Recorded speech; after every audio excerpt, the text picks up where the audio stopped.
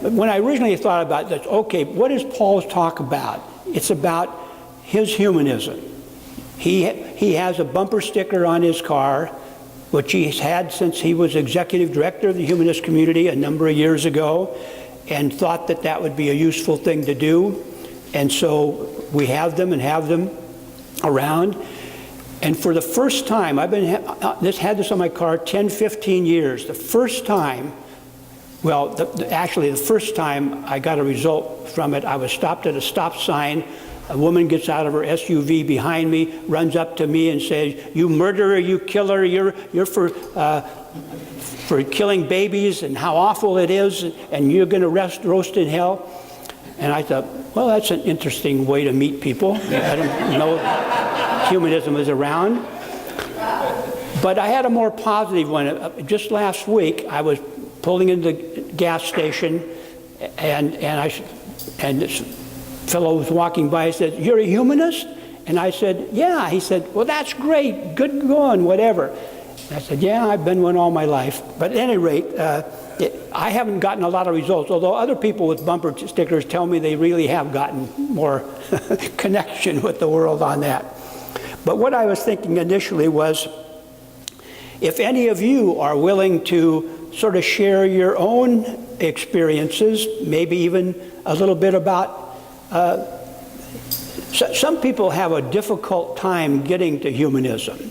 A lot of them never get past atheism.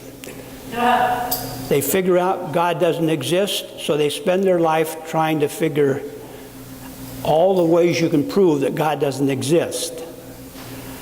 My own feeling is humanism is different. My experience was I realized in my teenage years that God didn't exist, and I said, okay, no God, so now what?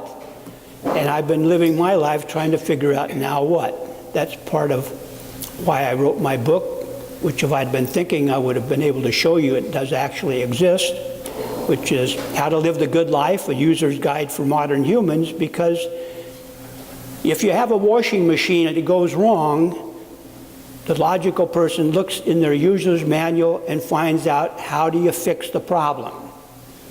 Human beings don't have such a guide. In the bigger sense, we're on our own, but it seems to me humanism embodies all the things that would be necessary to help us work collectively together for the good of each other.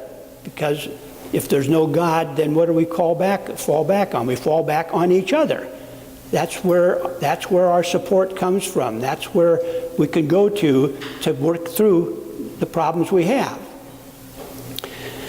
So saying all that, if anybody is moved to share those, I know Mark Perkel would be more than anxious to share with us.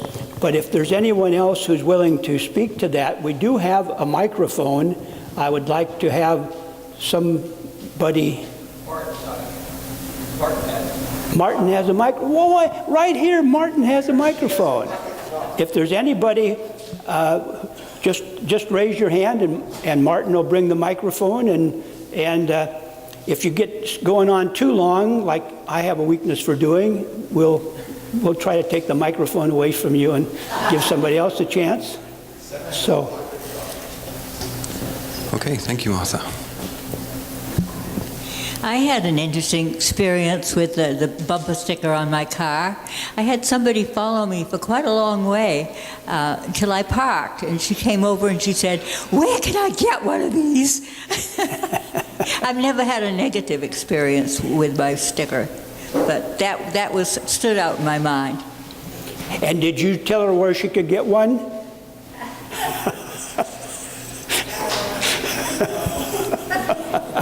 Damn. See, that's the problem with the humanists. We're not ready when the moment comes. Oh, okay, great. So are we sharing stories about how we got to humanism, or or whatever? Maybe why your mother, you don't love her mother anymore because she wasn't kind to you when you were a child. Oh, yeah, we don't need to go there. No, okay. I could do that, but I'm not going to do that now. Good. Everyone has a story about humanism. I don't have a bumper sticker on my car. I'd always been worried because I was a consultant that I would offend somebody and it would affect my business. I'm just telling you that, I don't know whether I've been a chicken or whatever. I still don't have it in my car because I have to paint my bumper. But anyway, it took me quite a while to get to humanism, as you know. I started off with the greatest brainwashing out machine that's ever been developed since the beginning of time, called the Catholic Church.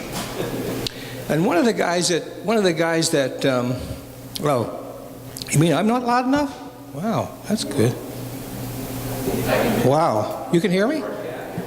Okay, so anyway, so I started shifting, asking questions, and we're reading a book now called Restoring.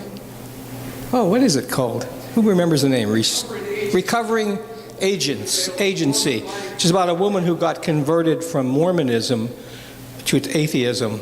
Very interesting talk. I had a lot of the same experiences she had because I was infused inside of a Catholic group. I was in an Italian Catholic community. I had no one around me that would reinforce, would support any of this stuff. So it took me till I was outside of that range. But anyway, so then I spent quite a bit of time going through various religious groups. Eventually ended up in Unitarianism for a long, long time. And I think a lot of our humanists come through Unitarianism. And supposedly they accept everybody, which is kind of an interesting approach. I don't think there's anything wrong with it, but it's, I don't know. Anyway, they started getting a little too much religiosity for me, so then that's when I started seeking other things. What was I going to say? I had something to say about conversions or... maybe I'll think of something else later.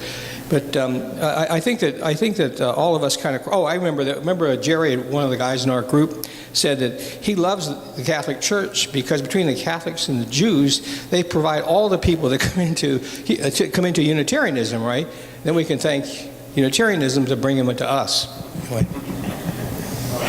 Well, maybe I could just say that actually the national organization is the American Humanist Association. And the American Humanist Association came out of the Unitarian movement, in which a few Unitarian ministers felt that humanism was the obvious path towards where people who think like Unitarians should be going. And so they put together, okay, how do we do that? So they we'll publish a magazine, call it The Humanist, and give people a chance to share their thoughts on that and of how we can coalesce all these ideas into something that's useful for people. So they founded the American Humanist Association with the idea it would be a way to encourage people who think like humanists to go to their local Unitarian church and bring humanism so that it becomes the wave of the Unitarian movement. Those of you that have been involved in the Unitarian movement know that actually things have gone exactly the opposite direction in recent times, and I guess that speaks more to how human beings function. We all have a weakness for authoritarian right answers, and it's tough to function when you have to come up with the answers on your own. But to my mind, the answers are obvious. They're imposed on us by our evolutionary history. And if we just can listen to what those genes are saying, we know what it means to be a human being, to be a social being who needs the respect and cooperation and joy of other people. But it's tough for us humanists to make that happen. So, Arthur, just for those, there's a couple of people who put their hands up, so I'll come to you now, Bob and Brian. Just for those that are new and they're wondering what's going on, who just arrived after the announcement. So Paul, our speaker, didn't show up. He's stuck in Las Vegas. Some may question whether that was deliberate or not, but his flight was delayed. So why my car wears a Humanist Community bumper sticker was sort of the question he was going to answer. So I think Arthur's sort of asking us, and if we don't have a bumper sticker, metaphorically the bumper sticker in our mind, why we wear that, I guess, is the question we're sort of asking you. Is there any way we could get a bumper sticker up here that those who haven't seen one would know what Paul was talking about? Thanks.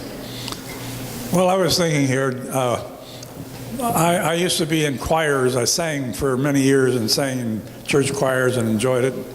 Was a soloist and did a lot of that sort of thing.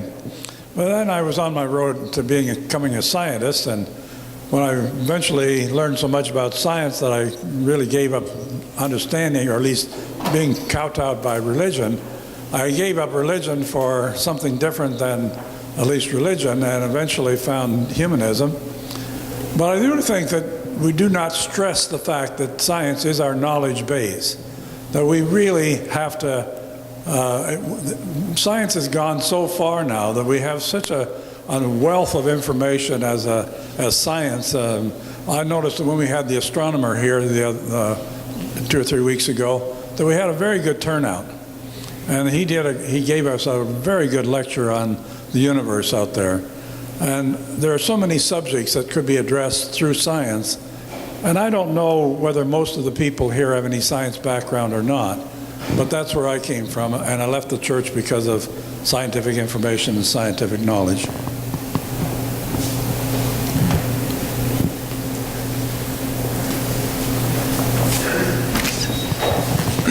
Yeah, I just thought I'd mention something I've done on my bumper that some of you may have seen, and I've sort of made an equation involving humanism. So my first bumper sticker on the left says humanist.org, and then I have the Human Rights Campaign =sign logo. So it's like humanism equals, and then my next one I think says peace, and my next one says clean money, public campaign financing, and my next one says no on Prop 8, and then the last one says I believe in good from the American Humanist Association. So if you want to define your own humanism and you support gay rights, you can have humanist.org =, and then whatever other bumper stickers you want. So that's what I'd recommend. By the way, here is a humanist bumper sticker. Should any of you want one, I think we now are giving these away. We always appreciate contributions because, as you might have gathered, we are having trouble meeting our budget. But fortunately, we put some money aside, and that's what we're using to hire the executive director, which we hope will move us to a new level of organization, involvement in the community, et cetera. My name's Hilton Brown. I've been a member of this community for about a quarter of a century now, pretty close, 1 year or the other. I started out a family that was so devoted to church that they made it there on Easter and Christmas and on days when the choir was singing. As they grew up and we had our own children, we thought we ought to give them some sort of church experience, and we joined Unitarian Church, and that was very fine. And then the Unitarians got all involved with the Universalists and changed the whole thrust of the organization, and we left that, and then eventually found the Humanist Community. Now, Paul, as trying to develop interest here, invented this bumper sticker. And it seemed like a pretty good idea, and he was charging $1.25 per bumper sticker, and that seemed like a reasonable price to me, so I got one and put it on. And it's a very, very significant item. First place, I made a little error in sticking it on my bumper, so it's at a slight angle. But that means that when I am parked in a tight parking lot and go out to look for my car, the bumper sticker stands out. It's unique and different, particularly because it's at a slight angle. So it was worth $1.25, and now we're giving them away. So it's a real deal. But it's very significant to me. I'm proud to advertise that I'm a humanist, and I distinguish, whenever I get the opportunity, I distinguish between what a humanist is and what an atheist is, and then I'm one and not the other. And I'm not interested in selling you on humanism. I'm interested in hearing you talk about why you are who you are. I think it's a big difference, and that we make more enemies than we make friends when we go out and try to drag people into our organization. We need to be representative, stand out as good humans, good people that you'd like to be associated with, and the volunteers will come.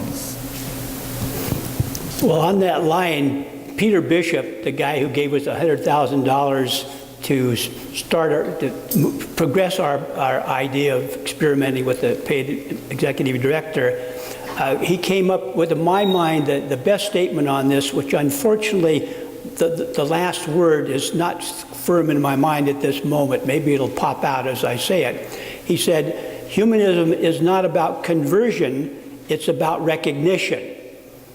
And I think if you think about that, for most of us, that fits. Hi. Oops. Okay, this is not about a bumper sticker, but it's related. Years ago when I first started, I'm Marion Sanders. Years ago when I first started coming to the Humanists, I was also in an exercise class, and the instructor was very religious, probably Baptist or something fairly fundamentalist, is my impression. And I forget how the subject came up, but at some point I said, well, I'm not Christian or whatever, you know, I'm a humanist. And she said, what's that?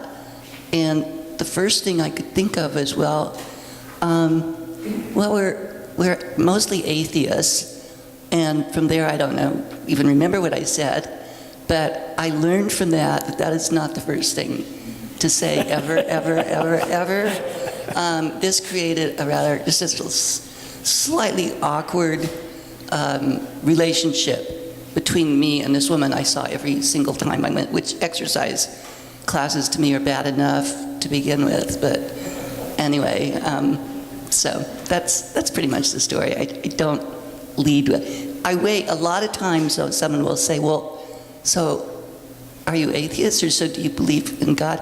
And at that point I say, well, a lot of the people are atheists. It's not, you know, it's not crucial. And I've been told there are some people, of course there's some people here that are agnostic and maybe atheists. I don't know if there's really anybody that is, you know, following a more conventional religion. But I've been told there are, so anyway, that's it.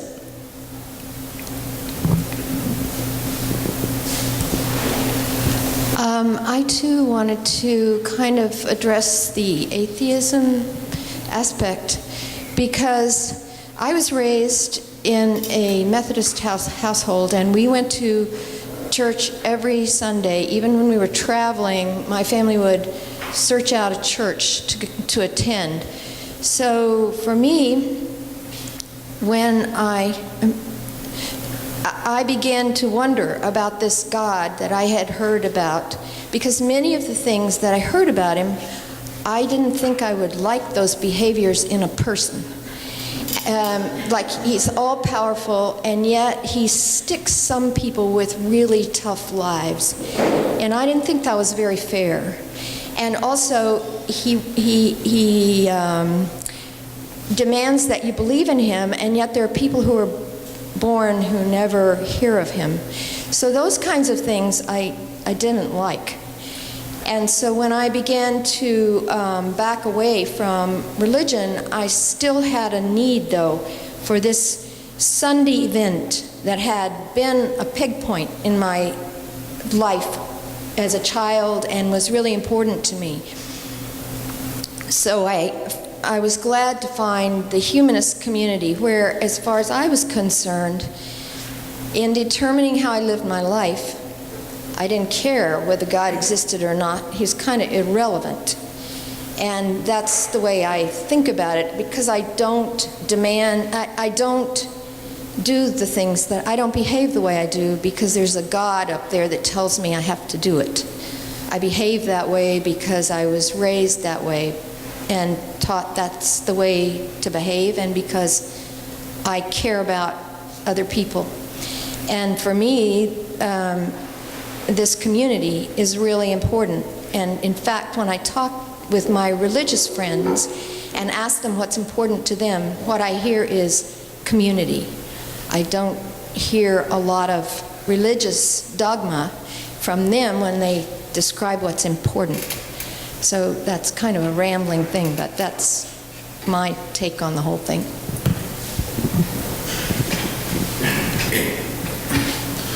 Well, I had a bumper sticker in my older car. It said "One Human Family." That was the bumper sticker. I was raised Roman Catholic. I was afraid of going to hell.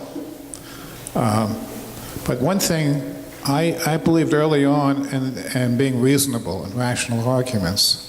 And in high school I had my doubts, but I was sort of clinging to the religion. And in college, I found myself arguing with atheists. And I found that I was losing the argument. But I was still clinging. And then, after I got my bachelor's degree, that following summer, I was reading Bertrand Russell, and something he said flipped me from going to, there's a 50% chance that Catholicism is a true religion. And at the end of the sentence, I said, no, it's not 50%, it's 0%. It's total nonsense. So I stopped believing. I believe I became a more ethical person after that, because I no longer thought of ethics in terms of following the rules of the church, like going to Mass on Sunday and behave yourself sexually and all that stuff, and not eating meat. I thought ethics should be based on your relations with people, how you treat people, fairness, and things like that. But then I was pretty angry, and I would argue with religious people for years, until maybe 20 or so years ago, I decided, because of the danger of nuclear war, we have to people of all religions and no religions have to cooperate. And so I to stop arguing with people all the time. And when people would come to my door, with their Bible, I used to argue with them. But then I stopped doing that. When they came to my door, they said, I think I might say I was an atheist. I don't think we're going to agree on religion, but I think we have a common problem. But on this planet, we got to work together. And they would almost always agree with me, but they'd always say, well, the answer's in the Bible. But I said, I don't believe what it says in the Bible. So we go back and forth, getting nowhere. But there was one exception. Some woman who was a Mormon came to me when I said to her, rather than discussing religion, I think we should talk about saving the world. And she said, okay. And we talked for 45 minutes, and she didn't bring up religion again. But that was only that one case. So I think this is, for me, humanism is partly about religion, and I don't believe in God and all that stuff. And I do think it's important for us to dialogue with religious people, because I think the irrationality of is getting in the way, because some deeply religious people don't accept what scientists say in general, the Big Bang Theory and evolution, and so they're skeptical about climate change. You tell them 97% of the scientists say this is real. So they say, so what? What scientists don't know anything. So I'm in a kind of a quandary now to how to even work on climate change. I thought we need to explain what the scientists are saying. And I saw some article on the internet where the guy said, they already know what the scientists are saying. That's not the issue anymore. Everybody knows. So right now I'm not sure what to do about it. But that's all I have to say. So we've got three more people here with hands up wanting to share, Arthur. I just want to check in. Are you okay with what's being shared? Is everybody comfortable with this? Do you want to redirect it to a specific question, or you're good the way it's going? The question to you, Arthur. Yeah? I say play the game. It won't last much longer. You can eat and be happy and talk. I don't get any others. strong feelings either way. Hi, dear. I was trying to ponder on what I thought humanism was, and I found this poem. I'll just read it quick. It says, all of us Talking to the mic. Oh, it says, all of us want to be loved, to be humored, and to be respected.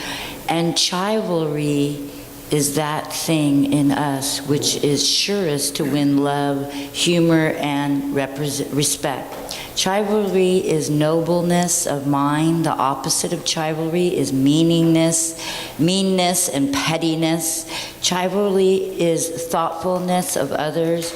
It's opposite of egotism or vanity. Chivalry means what is expressed in the Latin modo. Let me see, I'm having sunvitir in modo, fortier in re, which is gentle in manner and strong in act. In this, we find the difference between a gentleman and a savage. The gentleman can strike just as hard and fight just as bravely as the savage, but he is not cruel, and he takes no unfair advantage. The chivalrous man is always respectful and considerate towards women. The chivalrous woman never takes advantage of her own weakness. All chivalrous persons are considerate and kind towards those who are weaker or poorer than themselves. For anyone to boast and to thrust himself forward is a sign of vulgarity. The chivalrous man is always courteous. He avoids rudeness and loudness. The woman who is chivalrous never indulges in display. She controls her temper. That's not me. She speaks in a low voice and does all she can to put at ease all those around her. I'm almost done. The perfect gentleman or lady is the one who makes the most people happy. It is a great temptation to say sharp and biting things, but to do this is proof that we are lacking in good breeding. It would be very much worthwhile for every young person to make it a settled rule never to say anything that could hurt another one's feelings unless it is absolutely necessary. And this rule ought to hold in regard to people who are absent. If we make it a settled principle to say anything about the absent person that we would not say in his presence, it would save us a good many headaches. We're almost done. The chivalrous person pays attention to good manners. Good manners simply means a proper regard for others and a constant desire to act so as to be pleasing. The best way to learn good manners is to associate as much as possible with good-mannered people and to imitate them. The vital thing in chivalry is humility. Real humility does not consist of excusing ourselves and always apologizing. It consists in real gentleness of spirit, in not thinking of ourselves so much as we think of others, in willingness to learn, and in realizing that no matter how much we know, there is a great deal more to be known. That's a good one. False humility is very unpleasing. It makes us feel, what's that word, boyfriend? I can't see it. My eyes are. It makes us feel that the one who shows it is not really humble, but is merely putting it on for a purpose. But real humility will show in our every act and will make us kind and helpful and agreeable to all with whom we come in contact. Now, I just want to tell you, I never learned this word in school, but I got attracted to it the other day. Thank you. Chivalry's not dead.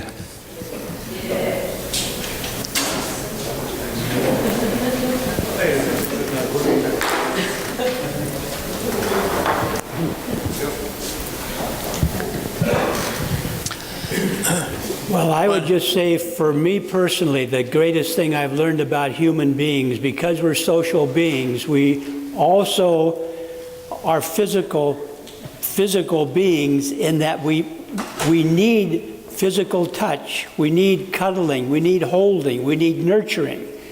And children that are raised with that are very different from those that are raised in an environment of hitting and cussing and negative kinds of things. And I think to the degree that we can integrate that physical affection into our lives, we're moving in the right direction. Does somebody have the mic? Yes, I do. Oh, sorry. When my parents married back in the 1920s, they thought, well, we should find a church to belong to. And so they went around sampling churches on Sundays. They came across this one that seemed to appeal to them. So they talked to the pastor, and the next Sunday, they came in and they were presented with a bill. This is your tithe, pay up.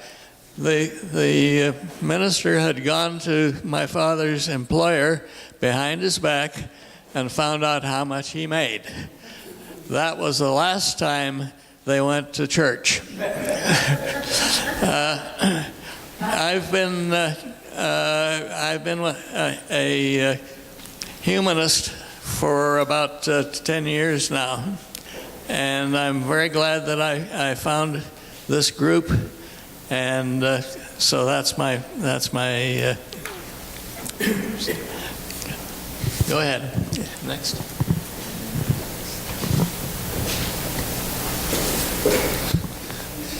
It's interesting hearing other people's stories about how they came to humanism and where they came from.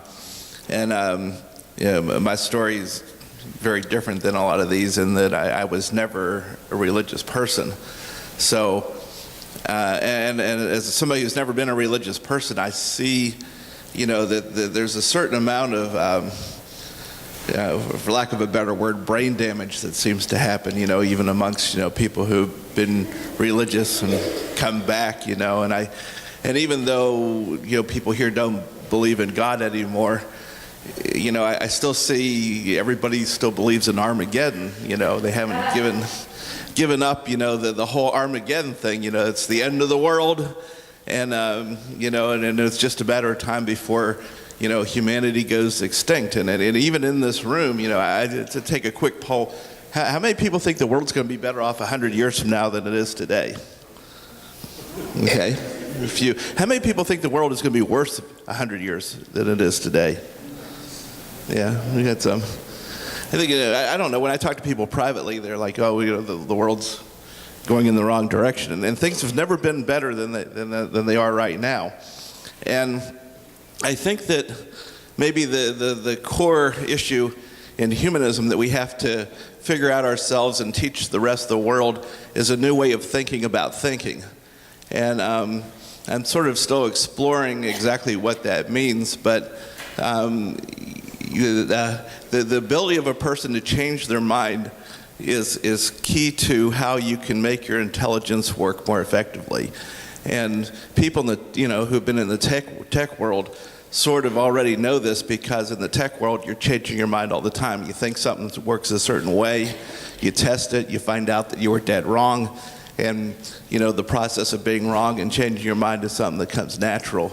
And I think that that's something that doesn't happen in the real world as much, because even though people have changed their mind about one thing, whether the deity exists or not, they haven't changed their mind about everything else, and I would encourage, humanists to sort of contemplate the idea, that it's, being wrong is your friend, and then to re-examine everything because, even in this community, half of it is probably wrong.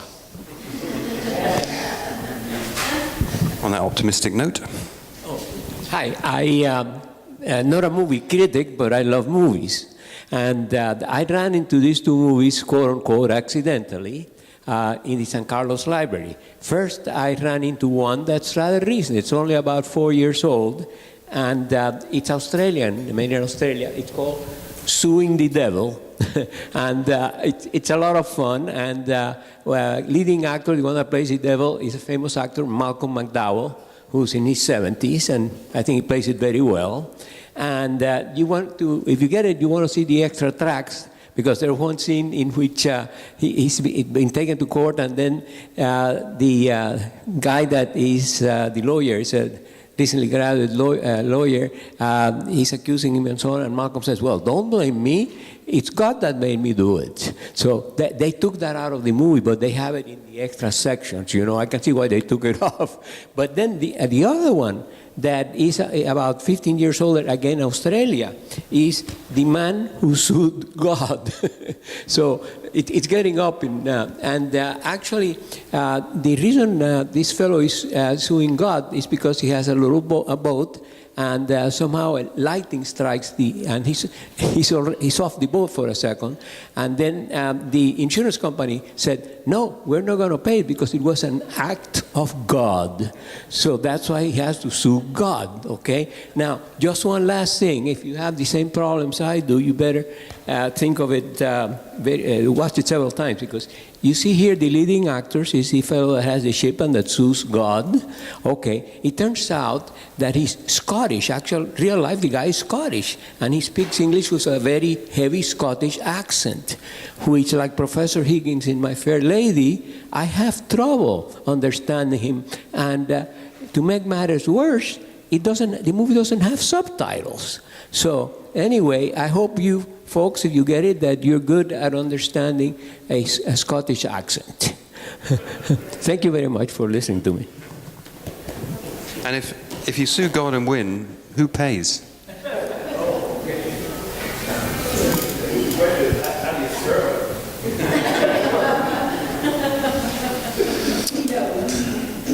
How many people here are neither engineers nor scientists nor married to one? Okay, well, I thought it's generally knowledge of science that brings people away from religion.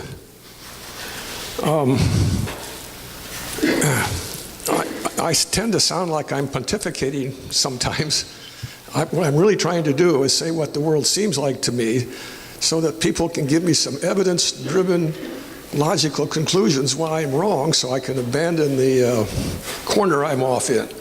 I was lucky enough to be raised without parents from age 3 to 7 because there was a war on and they're both working and I'm living on a farm, and so humanity is nothing to me back then.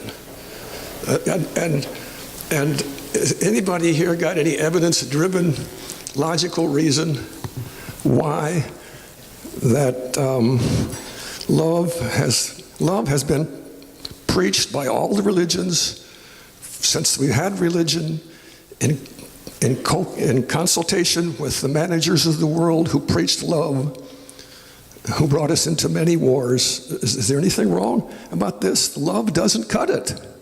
Love does not cut it. You have to have something where you have knowledge that you can trust people and that they're going to do what they're expected to do. And if you just love them, they're going to have a different background and they're going to do things that you don't like, and your primate emotions are going to rise up and you're going to react. And so, how many people here would be turned off if they lost every emotion they have? No more emotions. You just operate according to the logical, obvious things that you should do.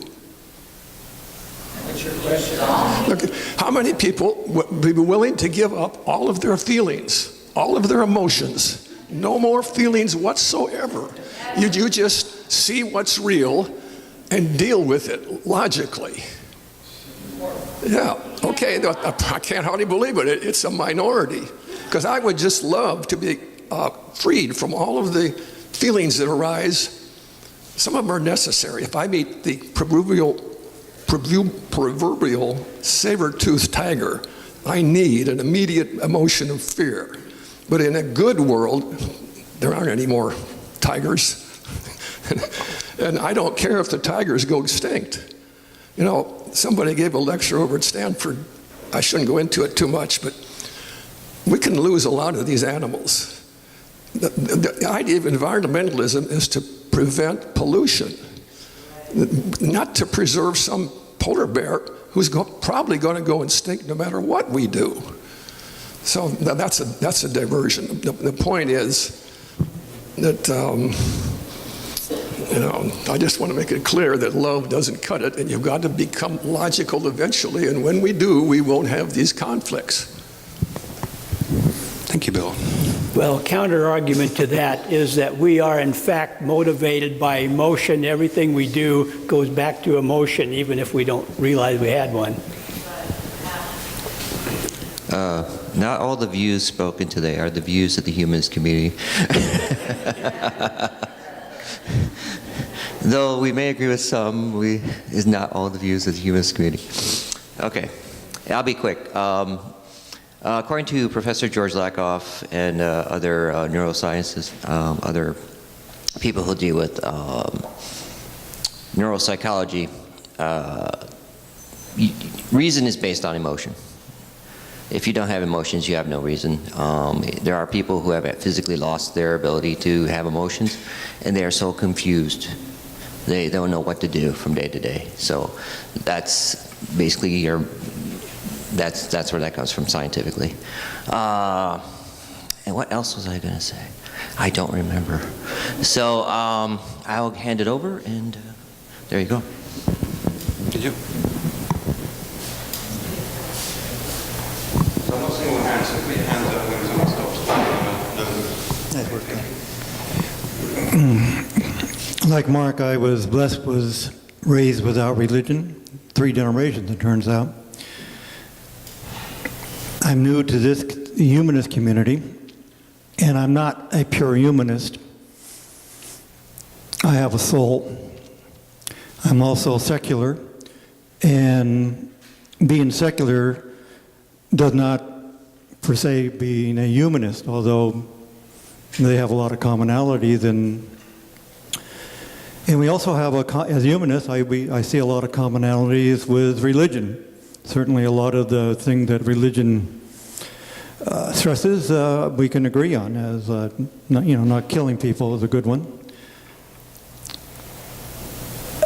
But so far in this non-theist community that I've been working my way through, I've been to a couple of atheist conventions, and I will be doing the humanist convention here in May.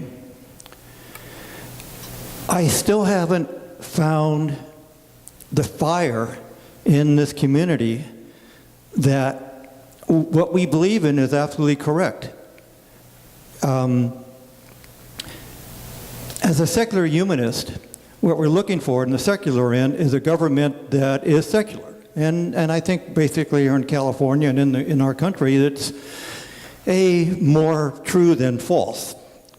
But nevertheless, overall, you really want government to use the people's money for the best of all people in the community and not look for favoritism from one sect or another. So what are we getting at here is that we need to get into politics. We need to get in people's faces. We need to run people that you won't vote for them if they don't believe in climate change. Or you won't vote for them if they believe that gerrymandering is a good thing. Or you won't vote for them saying that, hey, the 10% of the 1% are not any smarter than the rest of us. It's just that they have a lot of capital that they can push around, and evidently in our country here, we seem to like the corporations running things, and maybe that's the best way to go. But I'm still getting at it is that if you want to change, you want change for the better, a good way to get it going quickly is to get politicians who agree with us.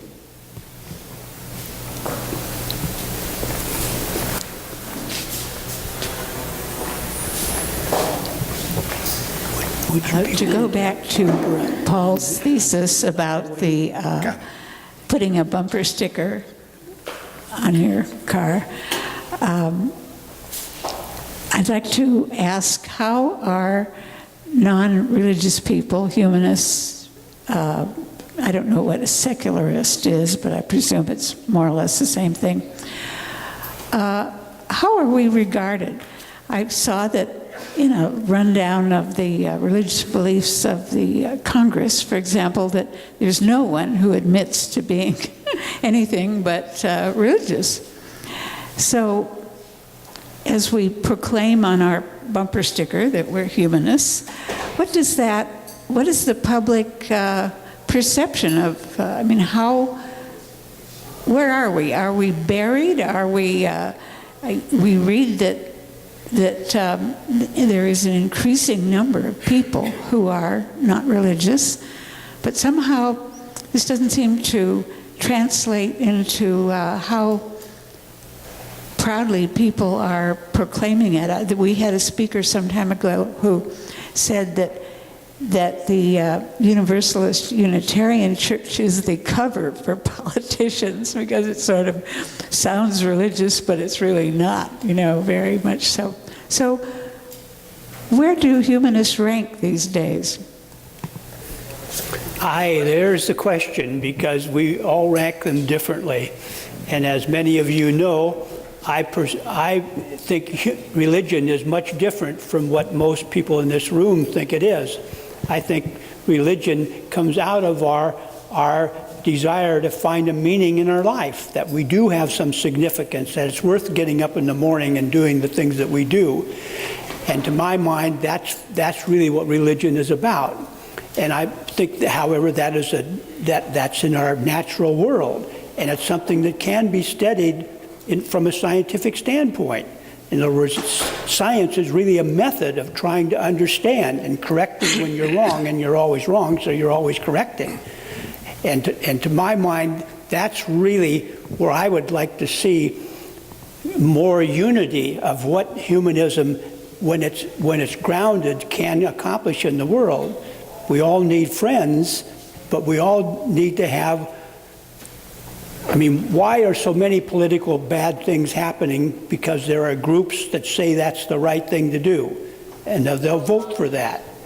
So unless we can accumulate the numbers, and part of that is, as people say, we're all in this together, so the Methodists are not our enemies, they're human beings too. And we have to cooperate in those dimensions where we can share the values. But that's one person's opinion. And now we'll hear from Carlos. Okay, let's see here. Yeah, my wife and I, we don't put stickers on our cars. And I believe it's not because we are kind of chickenish, as it was said before. Simply we don't like that because I consider my car as a second home, Perhaps if someday we become homeless, it will be our first home, but even that is forbidden now by law. So that's one thing. But as a subject shifted to how we came to the humanists, I want to tell my story in this aspect. In the year 2000, while I was practicing my profession of internal medicine, a flyer came to my hands, like this one here, and I read it, and a part of freedom, health, happiness, etc., something stand out there, And that was a phrase that says, the capacity of humanists or people to laugh at themselves, That sounds trivial, but I will explain that it's not so trivial in a moment, The fact is that the mother of Brian, our cameraman here, that is our immediate neighbor, one day informed us that the Humanist Community will lecture, will talk about the economy of Argentina, and my wife was born in Argentina, I grew up in Argentina, so we came. And there was an amazing lecture of an American economist who know much more of the economy of Argentina than even the Argentinians, I believe. That is a way how we came here. And then we find very decent, caritative, friendly people here that became like our second extended family, I would say. Now we are very happy to come here for 13 years now. So, coming back to these flyers, it was interesting, this capacity of laughing to ourselves. So I kept this flyer on my table for 2 years. We had no time to think of something else at the profession, you know. But in 2002, when I retired, and with the invitation of Millie, the mother of Brian, we came here, you know. And I would comment about this phrase that impacted me. In Argentina, to become a professor of internal medicine, it's not like here only the curriculum matters, but there is a course of 6 years actually, 3 years theoretical and then 3 years practice with students, etc. And these 3 years, curiously enough, were not about medical subjects. They were about subjects about ethics and moral, methodology of science, history of medicine. And once a very well-known at that time doctor, but also philosopher, Laín Intralgo, was invited to give us a lecture about history of medicine. And he said that this capacity of people to laugh at oneself didn't exist in ancient times. Apparently they were too arrogant or too self-served, but it started in a short period called pre-Renaissance, a short period that prepared the milieu for the Renaissance. And then for the first time apparently it became common that people could be able to mock on themselves, you know. So that's all what I wanted to tell, a little historical note. I'll come to you. I just wanted to add a comment of my own to the bumper. I've been thinking about this bumper sticker. I don't have a humanist.org bumper sticker, and I was wondering why. And for me, it's a question of words. Humanist is just a series of symbols with zero value, and the interpretation of it is done in every person's brain and mind. And if every other person read my bumper sticker and read humanist as a person with my values and my beliefs and my visions, then I'd be happy to put that on. But it is, as I think some people have already said here, it's all words, including Christian and Muslim and whatever, are misinterpretable, but especially these vague ones. And I think many people have many different interpretations of that word. Many people would probably read that and consider me their enemy. Well, I don't want people driving around seeing me my enemy because they make interpretations about a word that in my mind isn't true or isn't the way I interpret it. So, you know, words are difficult things, and I admire people that do, and I hope there's a commonality enough of the understanding of humanism that, and as it grows, that people will see that the same way and interpret the person driving that car in it the same way. But that's why I don't, I just think words are, you can end up being enemies with somebody and you didn't even know it because of a word that they interpret wrong, and that's sad, but true. Anyway, sorry, somebody had their hand up. Yep.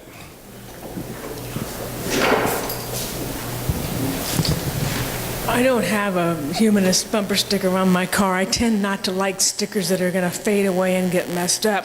The one sticker I wish I had on my car was one of those HOV lane ones, but I missed out on that. I'd like to have it on my license plate frame.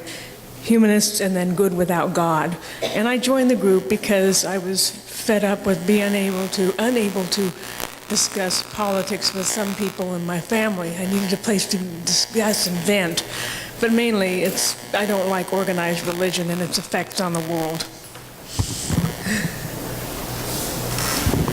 Okay, there's 3 hands of people that have spoken already. Anybody that hasn't had anything to say that would like to share first? Okay, then we'll go with the repeats. I think we're getting close to lunch too. Thanks. Yeah, I was just going to say one good thing about the humanist stickers, I believe, tell me if I'm wrong, Arthur, that the main thing you see on our sticker is humanists.org. So it actually gives a website that if they're not sure what that means, they can go look at it. So I think that's of great value. Thanks. Good point.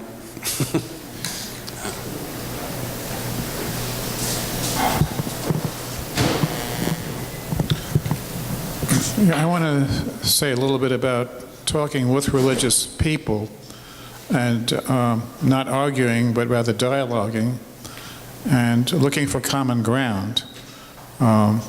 So if I say things like, well, we believe in things like some of the 10 Commandments: thou shalt not kill, thou shalt not steal, thou shalt not bear false witness. We agree with those things. And I once had a conversation with someone who was on the religious right. Well, he was a conservative Christian fundamentalist who believed the earth was created 10,000 years ago. But he was coming to a discussion group. We were talking about world affairs and making a better world. And I was impressed that he was there with this group of liberals. And once he said to me, he was concerned about the environment. He said, God has made us stewards of the planet, and we're mucking it up. And I said to him, I said, well, you know, I'm an atheist. I didn't pick on the religious issue. I said, well, you know, I'm an atheist, but I agree with you that we need to be stewards of the planet, and we are mucking it up. We have to do something about that. So looking for the common ground, you know, not preaching to people. I'm a logician, but I don't try to hit people over the head with logic. It doesn't work. They will listen to the logic only if I'm friendly and respectful, and I listen to them. And even if I give them logic, I realize they might not accept the logic. I have to realize that. So generally, it's better not to argue, not to preach, and so on. But I don't always practice what I preach. So.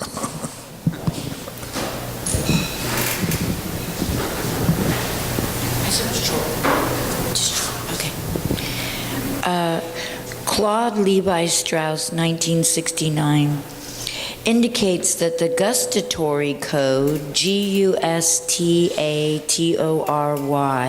the cultural message communicated by eating habits, speaking of eating, occupies an essential and central place in the human thought. Thank you.